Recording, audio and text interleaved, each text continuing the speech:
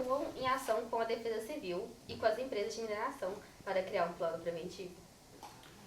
Por essa mesma legislação de proteção e segurança de barragens, a responsabilidade de elaborar esse plano de emergência, né, no caso os PAEBMs, que são planos de emergência de barragens de minérios, são competência das empresas. Então elas fazem o estabelecimento, elas são responsáveis pelo empreendimento e aí elas fazem esse plano.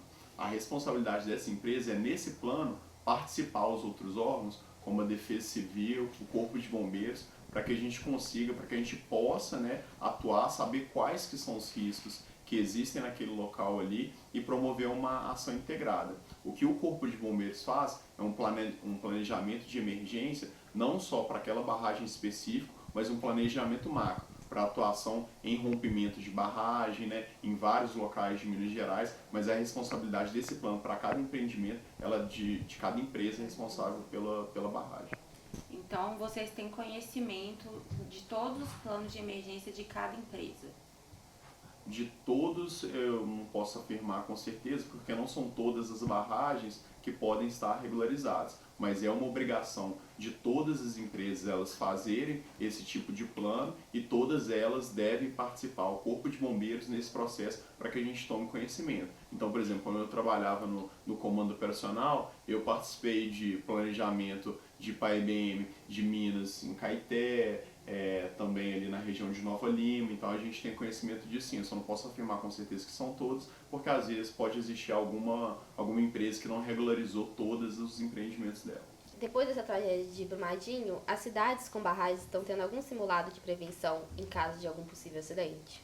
Na verdade, a gente já vinha fazendo esse tipo de iniciativa mesmo antes de Brumadinho acontecer, mesmo antes de Mariana acontecer, só que esses tipos de simulado a gente ainda enfrenta algumas dificuldades para que a gente possa implementá-los com maior sucesso. A própria adesão da população ela é muito, às vezes, complicada em alguns pontos, que o pessoal não quer participar desses simulados. A própria, às vezes, comunidade ela tem dificuldade para aderir e legitimar esse tipo de conhecimento. Para que a gente consiga fazer um simulado desse com um nível de interação muito grande, é necessário envolver outros atores, como as próprias empresas, envolve também um efetivo muito grande, a gente precisa envolver também a prefeitura, os órgãos municipais. Então, assim, a gente faz sim simulados, a gente já fez vários simulados relacionados a cenários de rompimento de barragens, só que é um tipo de iniciativa que a implementação dela enfrenta sim vários elementos, né, que acabam servindo como obstáculo ali para que a gente tenha uma expansão desse tipo de iniciativa. Vocês fizeram essa iniciativa em Congonhas? Teve algum treinamento com os moradores de lá? Em Congonhas a gente já teve um treinamento no ano passado e outro treinamento no ano retrasado em relação a cenário de rompimento de barragens. A gente também tem uma iniciativa muito importante, que são as iniciativas do NAC e no DEC, que a gente pega pessoas que moram em comunidades que estão sujeitas a esse tipo de rompimento, né, de serem afetadas em um cenário de catástrofe, leva-os para a nossa Academia de Bombeiros Militares, para que a gente possa dar uma capacitação básica também em relação a como que eles podem atuar como pessoas a fornecer uma primeira resposta, um primeiro socorro. Só que isso também entra muito naquela questão que eu falei, né? Às vezes é difícil fazer com que as pessoas participem disso, que a participação é voluntária. Muitas pessoas elas acham que aquilo ali nunca vai acontecer e elas se negam a participar dos treinamentos, mas assim, o Corpo de Bombeiros, em que pesa a restrição nossa, né, de efetivo, né, de recursos humanos e logísticos, a gente sempre tenta integrar a população para que eles possam estar aptos a responder numa situação como essa. Em Congonhas, vocês têm dados, porcentagem de quantas pessoas participaram desse treinamento? Temos, só que a gente, aqui sim, de pronto, assim, não teria que buscar junto lá. Esses treinamentos, eles são filmados? Tem como comprovar que aconteceu? Tem como comprovar, não sei se eles foram filmados, mas assim, existem registros, né, relatos para todas as atuações do Corpo de Bombeiros são elaborados, né, REDs, que são registros de eventos de defesa social, que é uma espécie de BO, então sim, é possível comprovar isso. E vocês atuam nesses treinamentos junto com a Defesa Civil, nesse caso? Em alguns treinamentos sim, em outros treinamentos não. É porque assim, o Corpo de Bombeiros, como ele é uma instituição, né, que tem atuação nos 853 municípios, para cada treinamento às vezes existe uma articulação, uma demanda diferente. Alguns treinamentos eles são de iniciativa do próprio Corpo de Bombeiros, outros treinamentos eles são solicitados às vezes pela empresa ou pelo poder público municipal. Então, para cada treinamento a gente tem um trâmite diferente. Mas, via de regra, a gente sempre tenta integrar, né, o máximo de órgãos possíveis, porque numa atuação de emergência, todos esses órgãos eles serão chamados, né, a também prestar as suas devidas respostas, terem a sua atuação ali naquele cenário. Segundo o plano da Defesa Civil de Congonhas, caso a barragem da rompa, o Corpo de Bombeiros não conseguirá chegar a tempo para salvar as pessoas do bairro Cristo Rei. E por isso, elas deveriam fazer o autossalvamento. O autossalvamento realmente existe? E como ele funciona? O autossalvamento é uma doutrina que ela é prevista, e é uma doutrina que é prevista porque existem algumas pessoas que elas se encontram em uma zona que fica muito próximo à área da barragem. Então, mesmo que a gente tenha, como nós temos em Congonhas, um posto do Corpo de Bombeiros, existem aquelas pessoas que estão imediatamente à barragem, que num caso de um rompimento muito violento, elas seriam atingidas em um tempo muito, muito pequeno.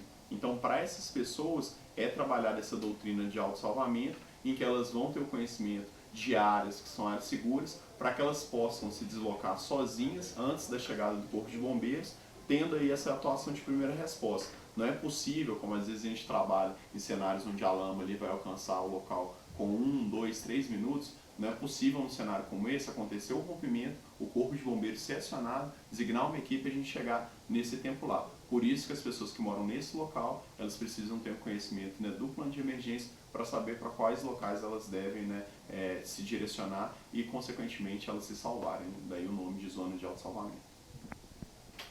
Em Congonhas, já é considerada a barragem risco 2?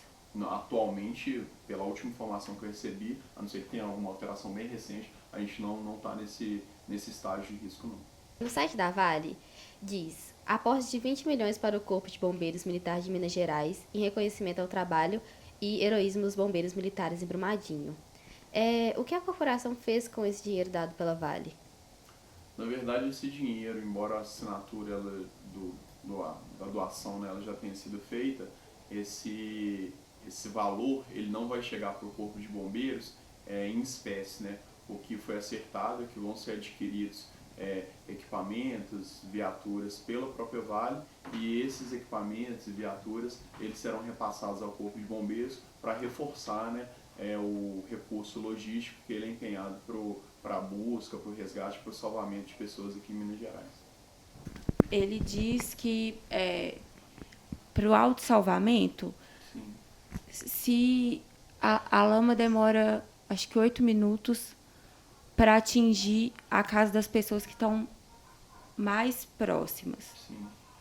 Mas as pessoas não vão conseguir se autossalvar nesse tempo.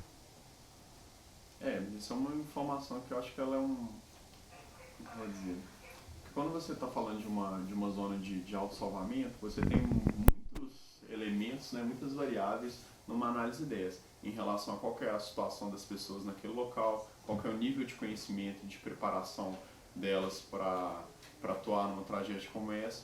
O papel em 8 minutos é possível sim você se encaminhar para uma área segura, dentro das análises que a gente faz aqui em relação ao risco.